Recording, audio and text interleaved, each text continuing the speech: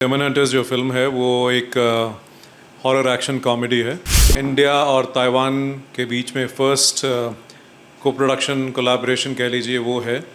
और इस फिल्म में मैं सिर्फ एक अकेला इंडियन एक्टर हूँ और बाकी सारी की सारी कास्ट जो है वो हांगकांग से और ताइवान से है। मेरा कैरेक्टर एक लड़के का है जो ताइवान में रहता है, एक इंजीनियर है और उसे अपने बारे में सिवाय एक रेगुलर ज़िंदगी जीने के बारे में कुछ पता नहीं है, मगर फिल्म की कहानी के दौरान मालूम पड़ता है कि उसके अंदर एक ऐसी पावर है, एक ऐसी उसको ब्लेसिंग मिली हुई है that they can fight the demon.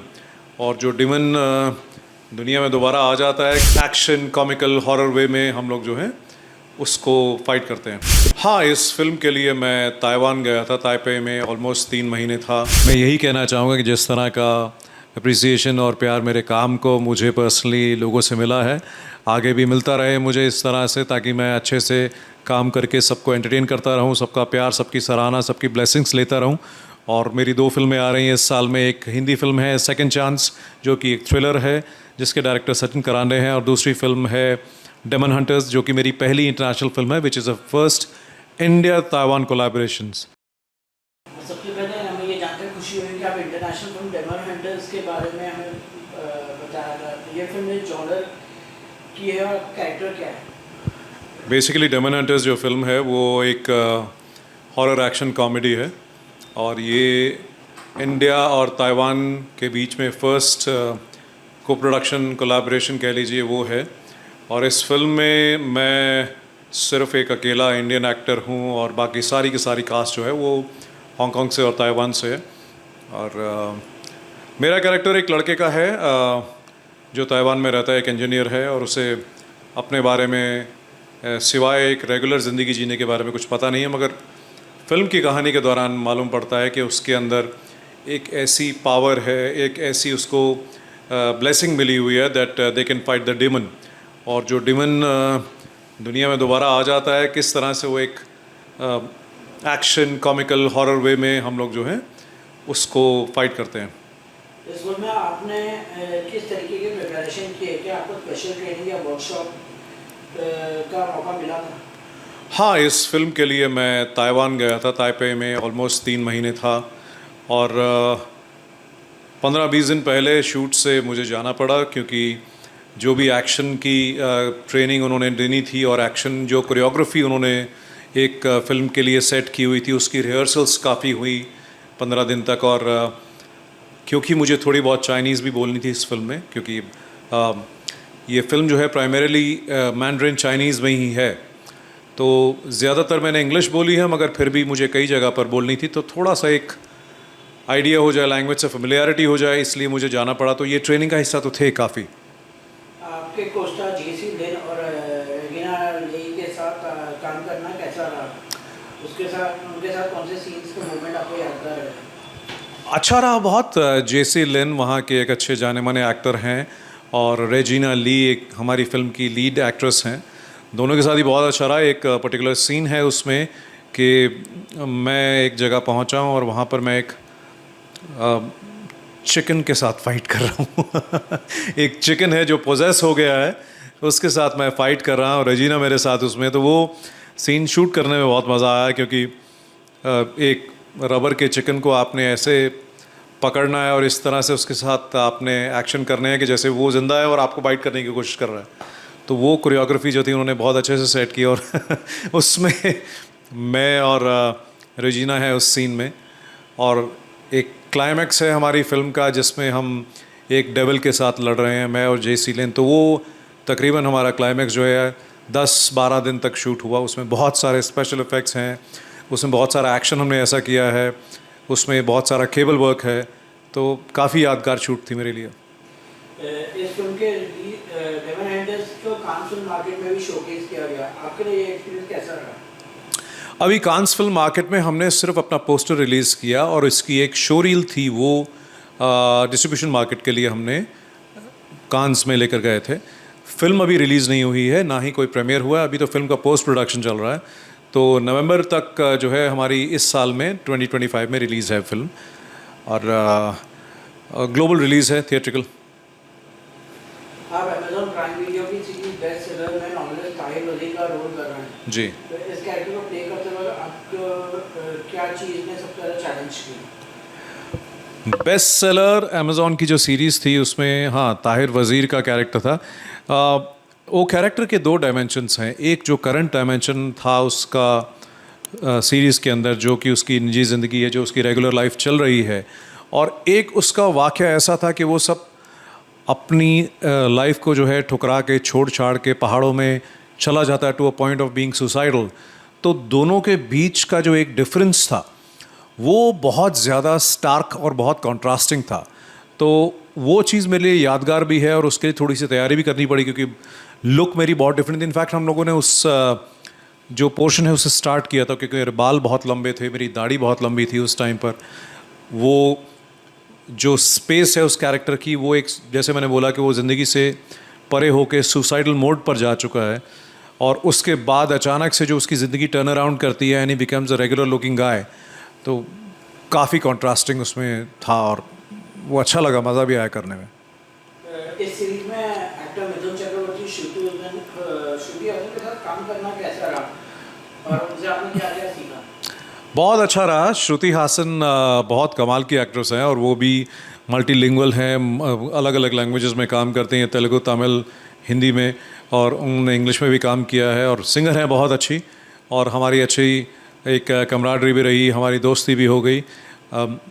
Kamala Hasan sir जो सुपरस्टार हैं, उनकी बेटी हैं, उतनी ही टैलेंटेड हैं, उतनी ही अच्छी सिंगर भी हैं, और उनका एक सेंस ऑफ ह्यूमर बड़ा कमाल का है।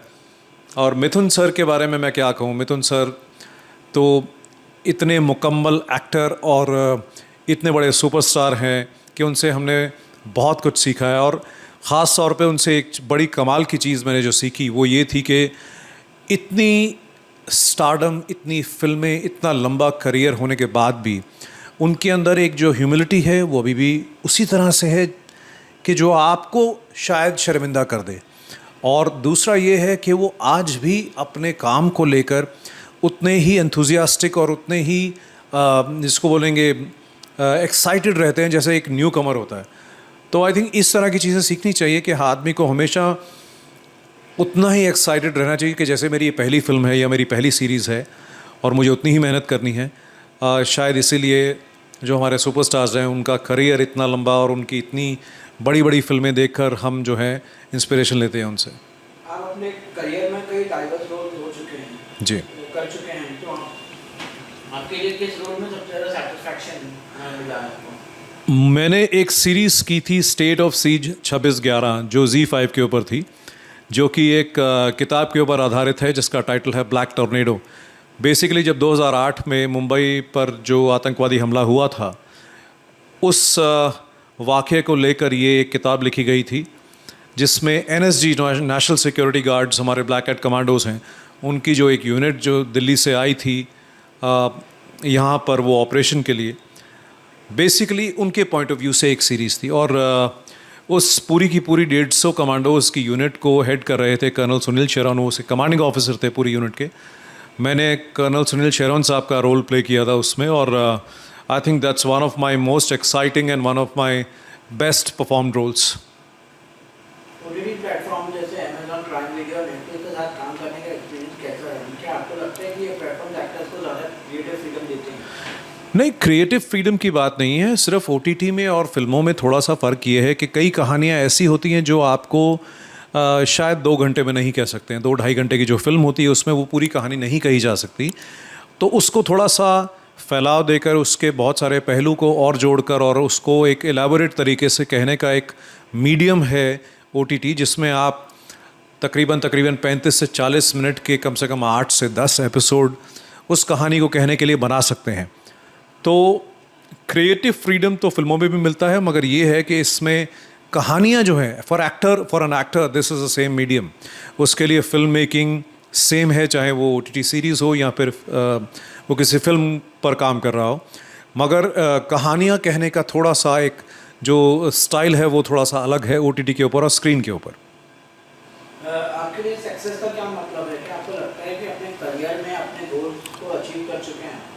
नहीं, अभी गोल्स तो अचीव नहीं हुए, क्योंकि गोल्स कभी भी किसी एक्टर्स के मुकम्मल नहीं होते हैं। उसे हमेशा और बड़ी से बड़ी चीज़ों की तलाश रहती है, मुझे लगता है, क्योंकि एक एक्टर के लिए इवॉल्व होना और कंटिन्यूसली नई से नई चीज़ों को चेज़ करना ही उसको ज़िंदा रखता है।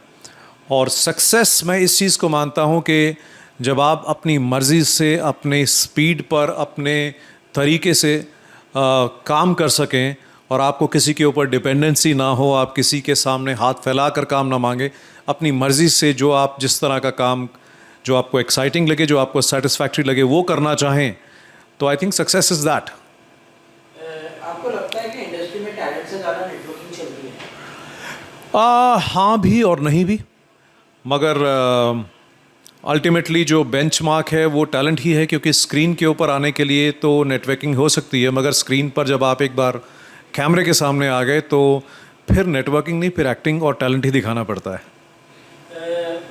आजकल के एक्टर्स एक्टिंग से ज़्यादा इंस्टाग्राम पे एक्टिव हैं, क्या आपको लगता है कि सोशल मीडिया टैलेंट से ज़्यादा इम्पोर्टेंट हो गया है? जी हाँ, मैं इस चीज़ को बिल्कुल मानता हूँ कि सोशल मीडिया जो है वो इतना ज़्यादा इम्पोर्टेंट हो गया है कि वो टैलेंट का बेंचमार्क बनने लगा है, जो कि बिल्कुल सरासर गलत है।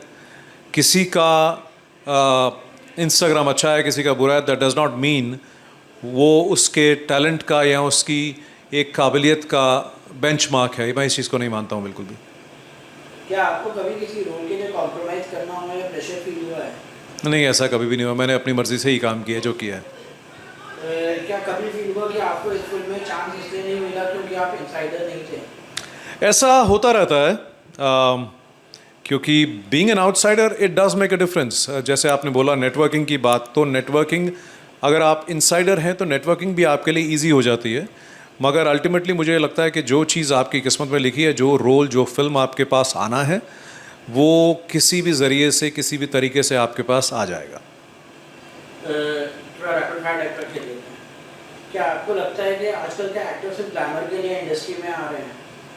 हाँ, मुझे ऐसा लगता है कि फेम जो है वो एक्टिंग से ज़्यादा इम्पॉर्टेंट हो गया, फेमस होना सिर्फ। आपने अपने करियर में कभी ऐसा टाइम फेस किया है जब आपको लगा कि इंडस्ट्री अनफेयर है? ऐसा टाइम फेस तो नहीं किया, मगर ये है कि इंडस्ट्री अनफेयर है ऐसा नहीं, मगर उतार चढ़ाव हर किसी की ज़िंदगी का हिस्सा होते हैं और वो चलते रहते हैं, and I think that's a part of this business. आपके हिसाब से ओवररेटेड एक्टर कौन है बॉलीवुड में? ऐसा मैं कोई भी नहीं कहूँगा, कोई भी ओवररेटेड नहीं है, मगर ये है कि सभी अपने अपने हिसाब से मुकम्मल एक्टर्स हैं। अगर किसी एक फिल्म से अपना नाम हटा सकते हैं तो वो कौन सी होगी? नहीं, ऐसा नहीं मैं कहूँगा। हर फिल्म आपके लिए स्पेशल है। हाँ, कुछ फिल्में होती हैं जो आपको करने के बाद शायद लगता है कि यार ये फ़िल्म मुझे शायद नहीं करनी चाहिए थी, मगर वो भी आपकी पार्ट ऑफ द जर्नी है और आपकी फिल्मोग्राफी का पार्ट है। अगर आपको फ़िल्म शायद ठीक नहीं लगी, मगर आपने काम अच्छा किया, तो उसकी सराहना आपको मिलती ही है।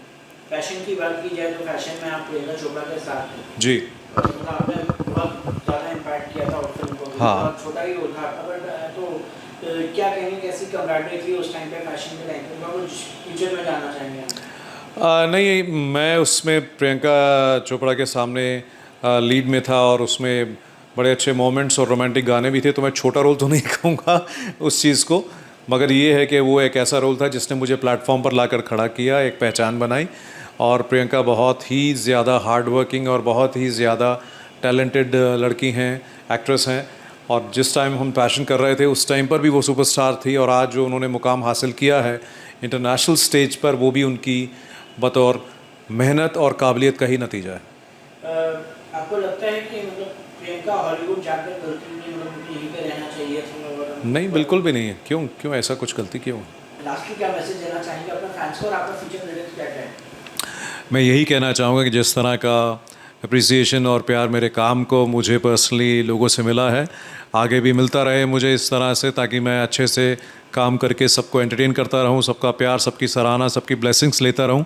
और मेरी 2 फिल्में आ रही हैं इस साल में। एक हिंदी फिल्म है सेकंड चांस, जो कि एक थ्रिलर है जिसके डायरेक्टर सचिन करांडे हैं, और दूसरी फिल्म है डेमन हंटर्स, जो कि मेरी पहली इंटरनेशनल फिल्म है, which is a first India Taiwan collaborations. Thank you.